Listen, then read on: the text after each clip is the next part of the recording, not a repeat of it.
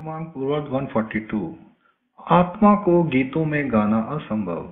सर्वज्ञ श्री चक्र स्वामी का भोग नारायण मंदिर में निवास था। एक दिन प्रातः काल का पूजा अवसर हो जाने के बाद भगवान चांगदेव मंदिर में विहरण के लिए गए।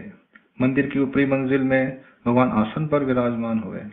उस समय रवलो कुंभार वहां भगवान के दर्शन करने के लिए आया। वह डफ के साथ गाने गाता था और गीतों की रचना भी करता था। उसके साथ उसकी गायक मंडली भी थी। उसने भगवान के सम्मुख अध्यात्म के गीत गाना प्रारंभ किया। उपनिषदों में आत्मा के विषय में वर्णन किया हुआ है और उस पर ही उसने इन गीतों का निर्माण किया हुआ था। उन्हें ही वह तरन्नम में गा रहा था। उस समय भगवान के पास बैठी बाईसा ने भगवान से पूछा, भगवान, क्या आत्मा का वर्णन गीतों में गाना संभव हो सकता है अथवा यह गीत गा सकता है, इसलिए यह गीतों में आत्मा का वर्णन कर रहा है, इसे आप स्पष्ट करें जी। इसके उत्तर में भगवान श्री चक्रधर स्वामी ने कहा, भाई, आत्मा का वर्णन गीतों में संभव नहीं हो सकता। इस आत्मा के रहस्य को कोई जानता ही नहीं, उसे गीतों में कैसे गाया जा सकता है? कदापि नहीं। इसके अतिरिक्त इस प्रकार जो गीतों में इसको गाता है उसका बहुत बुरा होता है।